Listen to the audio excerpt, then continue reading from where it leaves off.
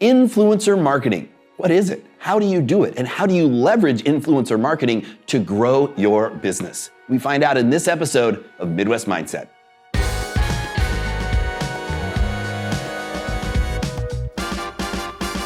Hello and welcome back to Midwest Mindset, the podcast that makes marketing easy to understand and simple to do. I'm your host, Matt Tompkins of Two Brothers Creative, where we believe every business deserves affordable and effective marketing. Well, today we are joined by Tim Rexius, and he is a pro when it comes to marketing. He works directly with influencers, and we're not talking like $1 million budgets here. We're talking micro influencers. And it's a really effective strategy to grow your business. Tim, he is a coach. He is a serial entrepreneur. He's had so many different businesses that he has launched successfully, so many that are active right now all over the world. And he uses micro-influencing to grow these businesses effectively. And today, he's going to give us the roadmap for you to do the same. Tim Rexius, and people know you in the Omaha market where we're at now as Rexius Nutrition, right? Mm-hmm. I'm not even going to try and introduce or list off all the businesses because I think you have about 5,000 of them now that you're owning and operating. So why don't you give us the rundown? You do speaking, you do coaching, but give us what's important to you right now that you want people to know about you outside of what I just mentioned. The business, Rexius business consulting and coaching is kind of something newer that I've been just more focusing on, being that we sold most of our Rexius Nutrition stores to our managers. So they're all operating as franchises. As a franchisor, I'm a coach. And we're finding that with all the brands that a lot of it's coaching. The more public speaking I do, it's better for all the brands.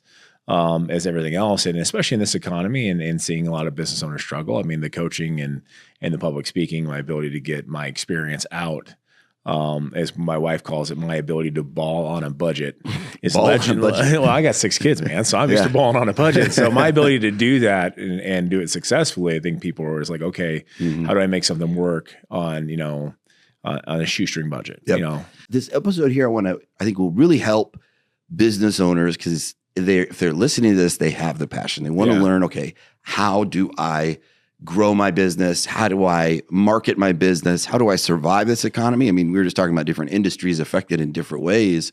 No matter what industry you're in, you're facing real challenges.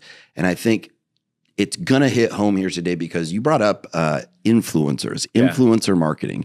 And this is such a unknown. People, it sounds cool. It's like a catchphrase, it's like podcasting. You say that word, they're like, ooh, people's eyes light up. But what does it really mean? And how do you really take advantage of it for a business owner? And you've done this really successfully, which I want to hear about here today. But I can tell you, I think we both agree, it's one of the most affordable, cheapest ways to effectively market your business. And I'll give you a secret tip at the end on how you can do this as well with podcasting too, in a kind of an influencer marketing type of way. But what is influencer marketing? Because you've been through this whole experience. So give us just the 101 introduction.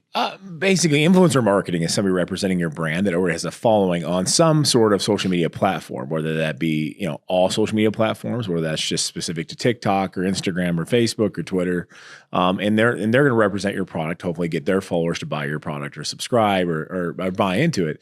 Now, you rewind 3, 4, 5 years ago. I've been doing the high school speaking route for free because I have a lot of kids. I have 6 kids. And so I speak at the high schools all the time too. And the number one thing that kids want to be when they grow up was an influencer. Mm-hmm. None of them understood what it meant. And influencer marketing has really changed over the last 3 to 5 years because they all thought they just got to be pretty on social media and they got paid to do it. And I would say that the paid influencer is really a done thing right now as far as just paying somebody because they're popular. More businesses and ones I speak to, we do is we pay based on performance. Mm-hmm. And it's almost like getting a stock option ownership into a business. Yeah. You keep what you kill. You're getting commission and you're getting free product for just representing it. If you do well, great. And if not, well, I got some free content out of it. So it's really changed a lot, but that's really influencer marketing. It's just finding somebody that meets a demographic that maybe you don't. So let's take people through the steps of this because I'm sure there's a lot of questions. One, we talked about this in a previous episode, or a couple of times in different episodes about, starting before you jump to any marketing, really start with your persona. Like what's your buyer persona look like? And I say that because you need to know what social media channel your buyer, your ideal customer is even on. You don't want to go hiring somebody who's a TikTok influencer That's great, but if your audience is, you know, a 55-year-old male who's into, you know, news talk radio, well, that may not be where they're hanging out all the time, because they're going to think TikTok's run by China and it's going to be a conflict, you know. So it's just not going to work out well. Yeah. But so know where your audience is at, what platform they're at, and then how many. And this is a question that we get asked a lot. Like, how many fans qualifies as an influencer, or is today, like you said, it's based more on how many sales they generate? In the end of the day, it's been shocking to me. I have an influencer that we work with who's actually a rap star who's got millions of followers. It's not me, everybody. It's not me. I mean, great guy, and we just get along great. And he likes our products, and he trains at our gyms on occasion when he's in the state. And, you know, I'm like, hey, man, I was like, let's do a deal, man. Like, give me a code for you. Here's a product. Throw it up on your social. Let's see what happens. And I'm not saying we didn't generate some business. I'm telling you, it really wasn't very much. But then I've got a girl in Plattsmith, literally, on her Instagram and Facebook, has about 5,000 followers. Not a lot. And she'll produce 10 times what he will with 1.5 million followers in a year. Wow. Because people believe what she says. And so here's the real math of it all. You don't know. You don't know. There's no way to tell. You can make your best judgment and guess, but what I'm finding is that 20% of pieces of content from influencers or 20% of influencers will actually generate a profitable return on investment of the pieces of stuff you put out. So it's a 20% rule. So what you're saying with like influencer marketing is it's kind of A/B testing. It's figuring out who that is. And so the safety net, if you will, is don't just go out and pay somebody because they're famous, say, hey, we're going to pay X amount of dollars to do X amount of posts. It's, we're going to give you a code and we're going to do like a profit share of how many you sell. And that's, you know, especially like in like the supplement part of my business, that makes a lot of sense because, all right, do you have a lot of followers because you post half naked pictures? Or do you have a lot of followers because people like what you have to say? Do you have actual value? And it's hard to tell which one it's which, especially with both men and women, honestly. It's hard to tell. Do they follow you because you can lift a lot of weight and it's very niche? You know, or is it because you're half naked half the time? I mean, mine are because I'm half naked, but well, I mean, that's fine. I mean, you know, check out my OnlyFans, by the way. myfeetfinder.com. You know, this is where I really make my money. I can't tell. So with those guys, it's like, hey, I'm going to give you some free product. Let's do a 90-day thing. I'm going to get you your own code, pop it out there. And 9 out of 10 guys find out they're not as popular as they think they are. And so what I found is also just testing out content, what makes sense to put paid money behind. And I've done that before where for me, this made a lot of sense and it did not turn the dial.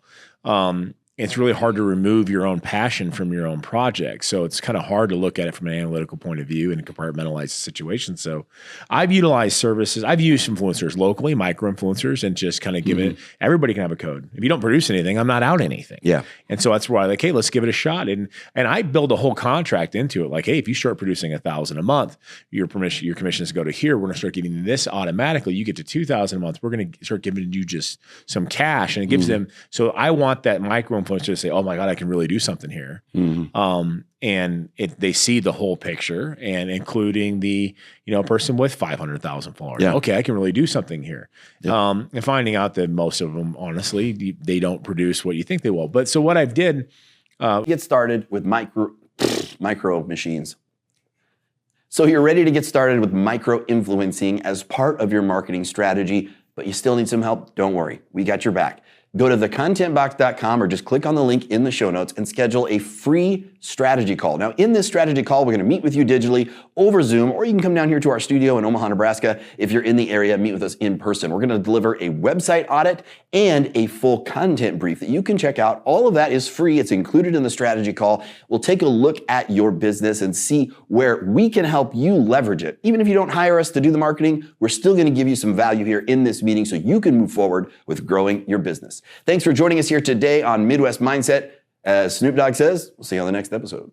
So by using your influencers, you're going to see the content they post. They have to tag you. You got to be able to have part of the analytics so you can see what's going on with that particular post. If you got 20 of them doing it, you know, so let's say 20% work. So 4 posts or 4 people's posts, all of a sudden, hey, that one's organically driving. Okay, for whatever reason, that girl or that guy's message seems to be doing something. Okay, cool. We're going to take that content. Now we're going to put dollars behind it. And there's a lot of different terms I won't throw out, but whether you're white labeling it, okay, right? So like you're running ads through their account, you're running them on yours, doesn't matter, but you've got your test. Your micro influencers, which don't cost you anything other than maybe some free product and just a discount code, which means you're still making money. Okay, that's your test plot. That's it. Like now you can see what ads are worth putting money behind before you put any money behind it. Yeah. And so, and if Joe Schmo over here got a code and whatever, and it didn't produce anything, you're not out anything. Yeah. It's that simple. So now if you want to take it to a bigger level, you want to take it to an international or a national level, I'm in Omaha. I don't have many. Well, I have a few friends in Miami, but they are not representing our brands. Great friends to go party with, but not the kind it. And so, what do? Well, there are website services out there like JoinBrands.com, Collabstar. I've used JoinBrands personally quite a bit, where I can put up an offer. Now, whether I want to pay like a bigger influencer, or if I want just little snippets, I want 1-minute videos. And the influencer gets $25 and I get to send them some free product, blah, blah, blah. There's a lot of different ways of doing that. Something that's really affordable. And so I'm picking, okay, I want a guy and a girl in Miami. I want a guy and a girl in New York. I want a guy and a girl in LA. I want one in Minneapolis. You can do all of that. You can actually, as these people, they'll apply. You put the job offer up on JoinBrands. And they start to apply. And I had a 10 position deal on Instagram alone just for the popcorn. Cheap. $200 total. 200 is like they each get $20 and a free box of popcorn. I had 400 applicants. So now I can actually click on their Instagrams, click on their TikToks, depending what platform it's for. I can research, how did you get your likes? Oh, she's got likes because she's doing half naked pictures. Or, oh, she's got likes because she's the president of the Cat Club Society, which has nothing to do with popcorn. Or they bought their likes. Or you can buy their likes. It's very easy to tell views and see what that looks like. And now you can actually do some research. Does this look like a good person, or is this person a serial killer? Like, are they going to represent my brand well? And honestly, and I've heard this from so many CEOs and guys who built companies that it's always that 20% rule. 20% for whatever reason will click, and it's not always what you think it's going to be. For whatever reason, their demographic seems to be listening. And I had a girl down in Miami that she's like, "Do you want this in Spanish or English?" I'm like, "Oh, Spanish. That'd be fantastic." Lights out. I paid this $25 and it probably generated $2,000 in sales. So then I'm like, "Hey, can I give you a code?" Because I'd never met her. She's like, "Absolutely. Can I get her a box of popcorn?" 100%. And so now that video has been shared by my accounts in Spanish-speaking countries probably 2,000 times. She's gained literally 50,000 followers from me putting ad dollars behind that, which now makes her value go up because now we got a relationship that helped her get there. I've got to sink in with her forever. I found a girl that's got 1.5 million followers on TikTok, 2 million on Instagram, who was a little bit higher price because they have payments. She's about $500 and a free box of popcorn. She's a sweetheart. I mean, she's Southern Belle, and she got that accent. And I'm like, "Hey," she's, "What do you want all this popcorn?" I go, "I don't know." I go, I found out 2 of my daughters follow you. I go, "So make them think I'm cool, that my product's good," because my daughters don't believe anything I say. Okay, I can do that. Boom. Paid for that entire $500 in probably 3 or 4 days. And so the thing is, like, using these sites really allows you for a really low budget to find out what works. I need Spanish. I need French. We're huge in Canada. We're in like 600 retailers in Canada. I need French. And so I can actually go in there, who speaks different languages. Can you do this one in French? You give them all the directions if you want on what you want out of the video. So now you've got this content library. I do this 3 times. I've got 30, 40, 50 videos sitting that I've got to see how it trended, and I can post on my own social media channels whenever I want. So now the content creation schedule is no longer another piece of work for me. I just paid a very low amount of money. I've got 30 pieces of content, and I got to see the data. They have to post it. They have to leave it for 2 weeks. These websites will give you all the data of every single thing, and they vet to make sure that it's real. And so it's an easy way for a small business guy or gal who's running on a shoestring budget or balling on a budget that doesn't have the staff to be able to have at their fingertips. Okay, this makes sense. Because simple fact is, 19-year-old girls aren't going to be in my network, nor should they be. That's a whole different level of weird, right? So, but I need to market those people. I mean, they're buying demographic, right? People in my mom's age group, they're not in my circle either. They're only on Facebook. And there's a forget what magazine this was in. It was a digital article just came out last week about how Generation Z broke the traditional marketing funnel. Like, the marketing funnel as we know it does not exist or for this generation. Now you break it down generationally, millennials, I'm stuck in that middle gray area where it's like zillennials or whatever it is. Yeah. And then you have your boomers and you have, or Generation X and then your boomers. But up to this point, the marketing funnel was pretty much intact. And the way that they are vetting products and the way that they are finding like their truth about a product is a number of ways. Like they're turning to influencers, they're turning to social media. I think about over half, I think it's like 55% of Generation Z are searching first on social media to see reaction videos about different products and get reviews. And that's how they're validating. And it found that companies or brands that are just putting out advertisements don't resonate at all. It is those who are like giving them behind the scenes in their access. And so user-generated content. User-generated content. It's organic. It is. What are some companies that you trust that you've used? Because this probably sounds a little overwhelming. They're like, I got to track what and figure out what. So like, it's probably easiest to go to an agency that knows what they're doing, at least to start. And I can imagine there's some reasonably priced options there too, right? Yeah, there's a lot. Like see here in the local market, there are a lot of small social media marketing companies that do really, really well. Miranda Geist has done some work for us, for my business partner and our gyms, and she's fantastic. She's a mom. Her husband trains at my gym. He's a trainer at my gym. Very small, very niche, one-on-one, something that's affordable, right?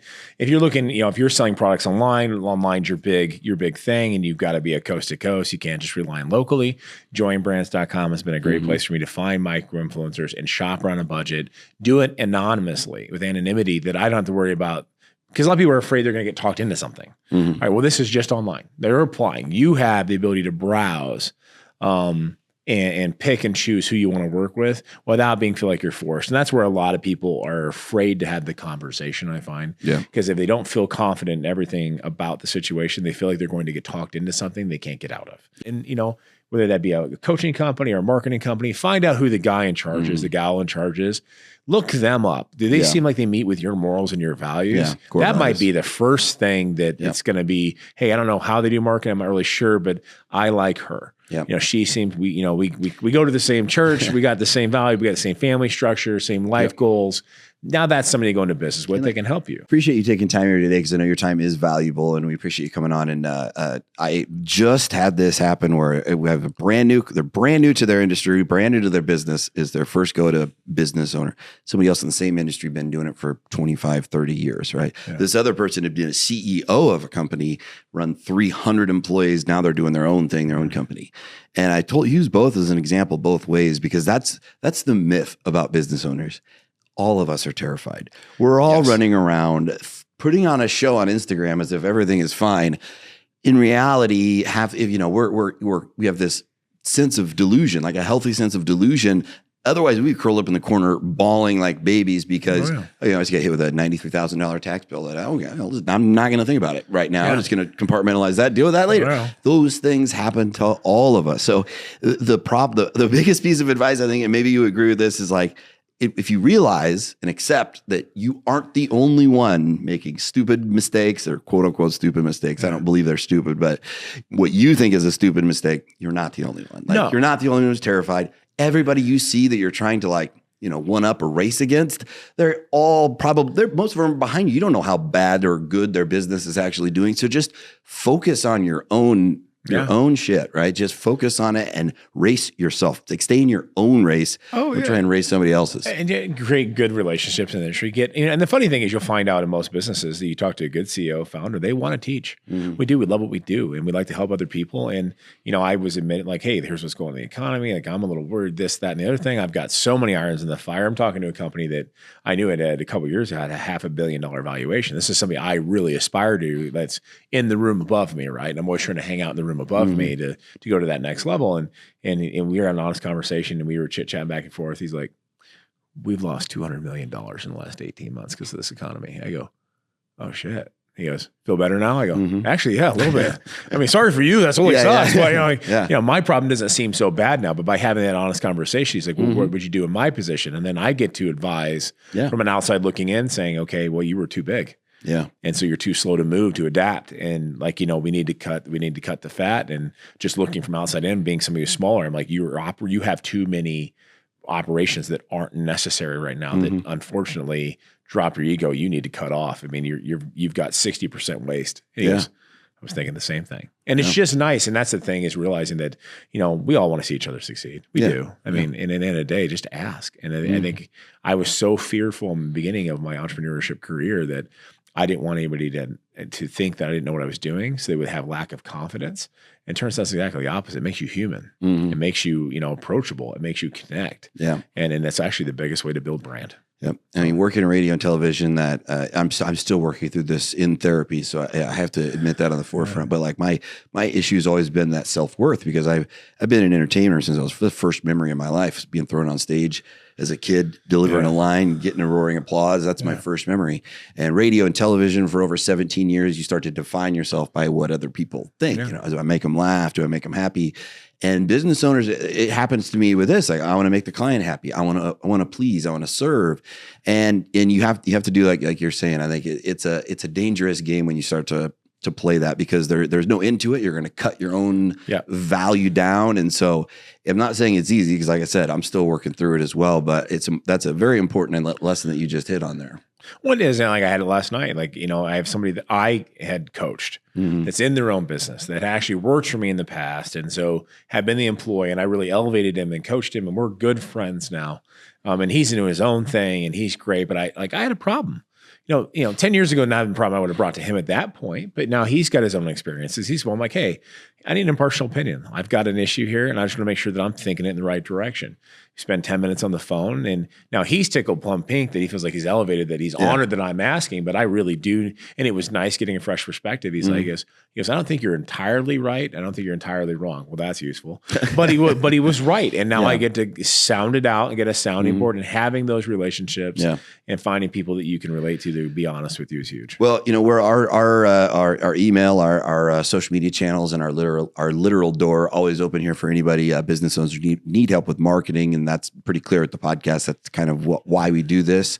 I know yours is probably the same. We're going to put your contact information and your website for business coaching and consulting. And then your social media handles, of course, because I know you want to get the likes, get the follows.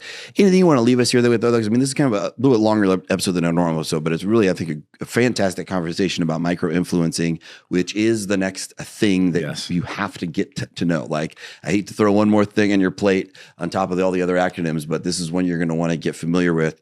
But a final message just for the business owner right now, because you work with them a lot, and I know you speak to them, motivate them. So I'll let you have the final word here on the podcast. Adapting to the new marketing does not abandon your original values and morals you started your business with. It's just another phase of business. And if you can take, I have a lot of business owners been in business 20, 30, 40 years, and they're afraid of losing their culture. No, we're adapting your culture to a new generation. You just need to have a mindset switch. There's nothing wrong with it. There's nothing wrong with being scared. And that's perfectly great to be honest with it. And, reach out to somebody who's already doing it or done it, and somebody you meet with ideally, and just ask. The more money is wasted by indecision than a wrong decision. General Colin Powell said that, and it's absolutely true. When we're frozen and fearful, we will just lose. And so don't be frozen and fearful. Just ask. Trust me, the only dumb question is the one you don't ask.